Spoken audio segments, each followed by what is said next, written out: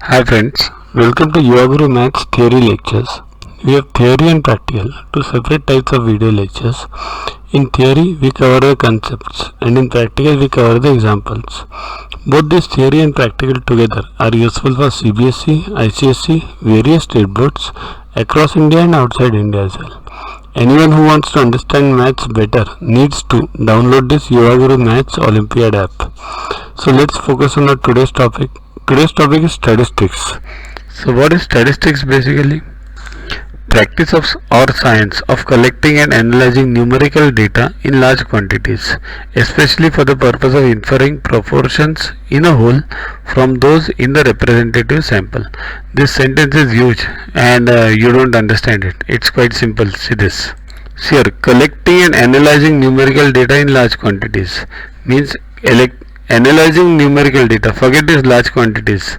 So why do we collect and analyze numerical data? For the purpose of inferring proportions in whole from those in the representative samples. Means what? See here.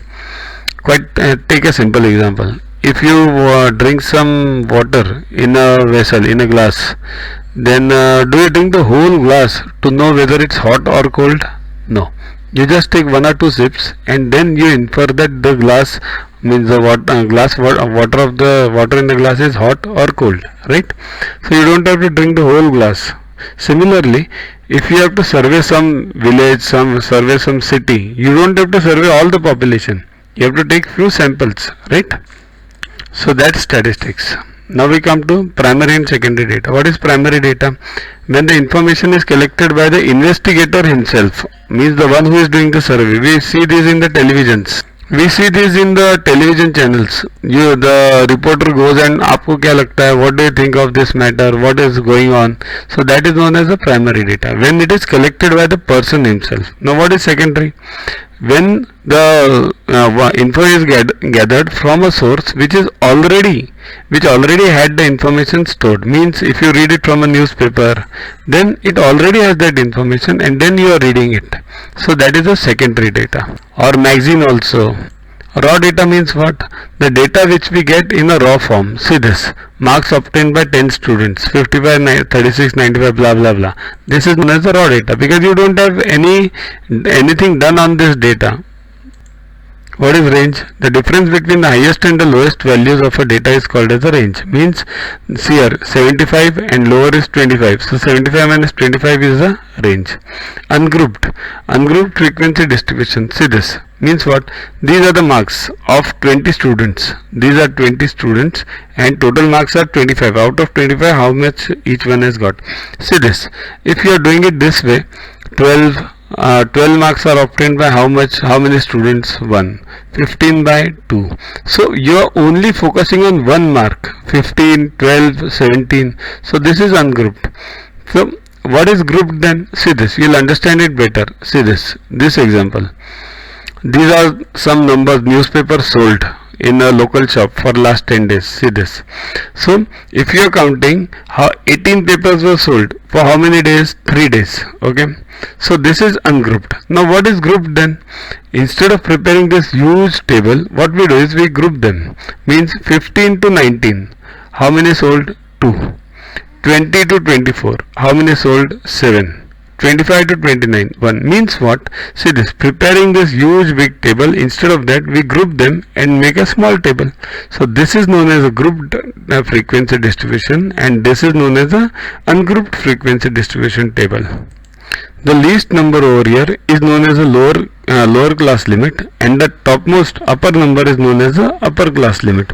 Always remember, in any frequency distribution table, this least and the upper, the difference is known as class interval. Means 19 minus 15, 24 minus 20, 29 minus 25. See this.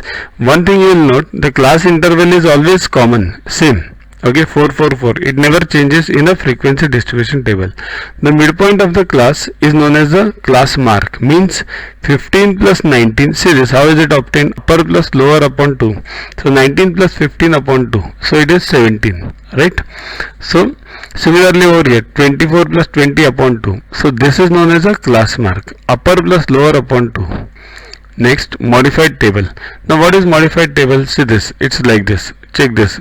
Understand the concept first. See this group 15 to 19 and next group is 20 to 24. Now there is a difference between this 19 upper limit of this group and lower limit of this group. So this difference we diminish it or remove it. How do we remove it?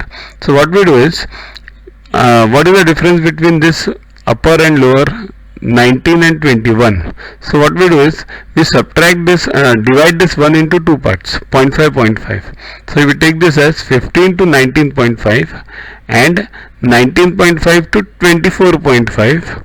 Then 24.5, this next will be to 29.5 if it is going further, and if it is not going further you can wait up to 29 only.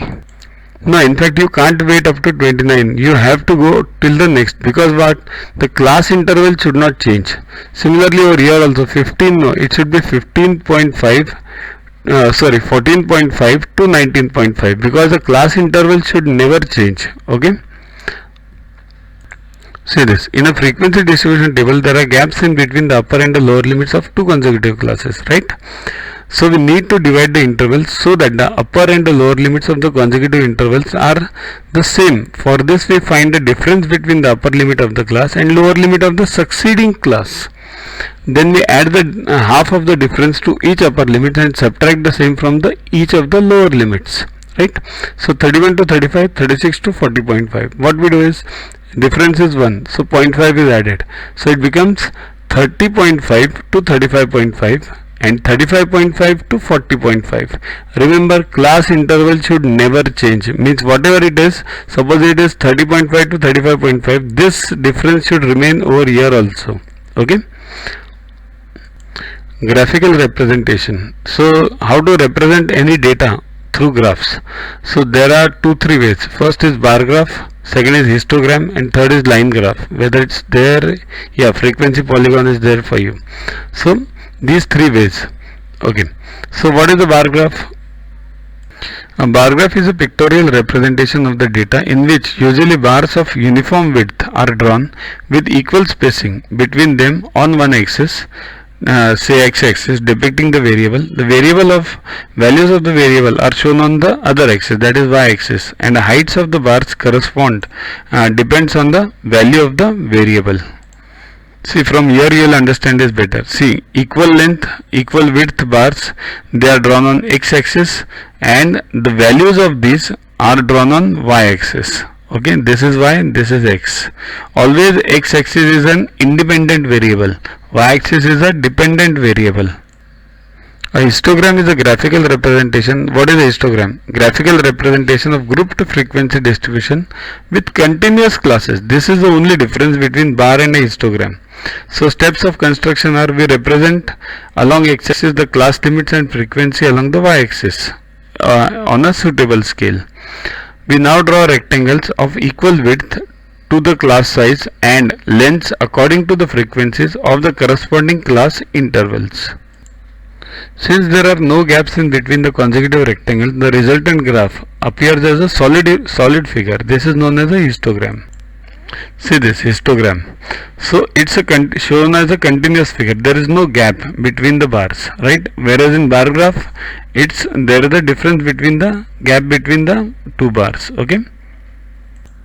Frequency polygon. So what is a frequency polygon?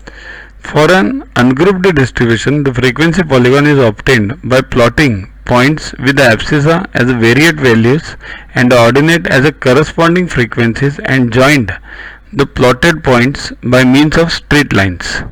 For a grouped frequency distribution, the abscissa of the points are mid values of the class intervals. Means what? Here we'll read it first. For equal class intervals, the frequency polygon can be obtained by joining the middle points of the upper sides of the adjacent rectangles of the histogram by means of straight lines. See this, here you will understand. Obtained by plotting the points with abscissa as the variate values and ordinate as the corresponding frequency joining the plotted points.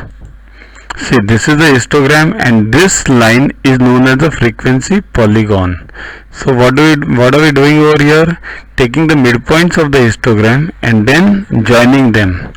then we start it from the x-axis 0 and then end it on the x-axis, but always it should be ended on the x-axis. See this, abscissa of the points are mid values of the class intervals, right? We had just seen this mid values. For equal class intervals, the frequency polygons can be obtained by joining the middle points of the upper sides of the adjacent rectangles, right? This is what we have done.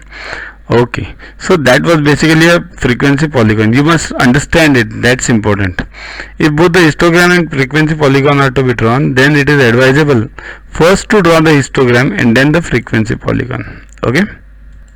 What is mean? The mean of a number of observations is the sum of the values of all observations divided by total number of observations. Mean means average. So how do you find the average of 5 students?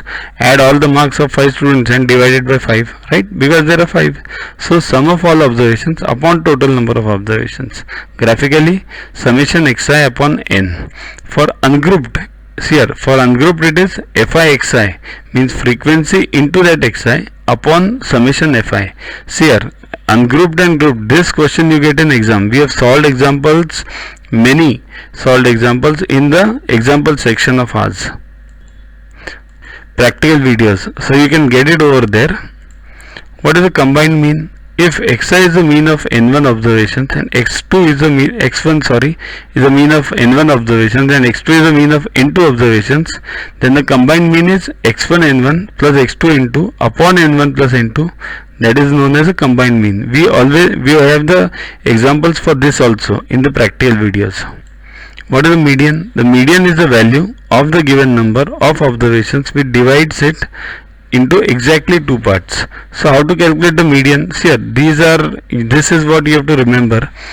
Given number of observations which divides it into exactly 2 parts. So how do you find the median?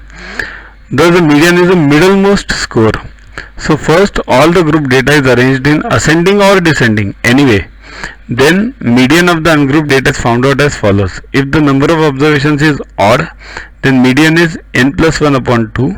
That is the observation, means n plus 1 upon 2th observation, that is the median. And if it is even, then the mean of n upon 2 plus n upon 2 plus 1, means if there are, let's say example, there are 5 observations, then median is what? N plus 1 upon 2th, means what? 5 plus 1, 6 upon 2, that is third. So median is simple. If there are 7, then median is 4th. But if there are 6 observations, then what we do is, 6 means what is half? 3. So we do 3 plus 4 n upon 2 plus n upon 2 plus 1. 3 plus 4 upon 2, right?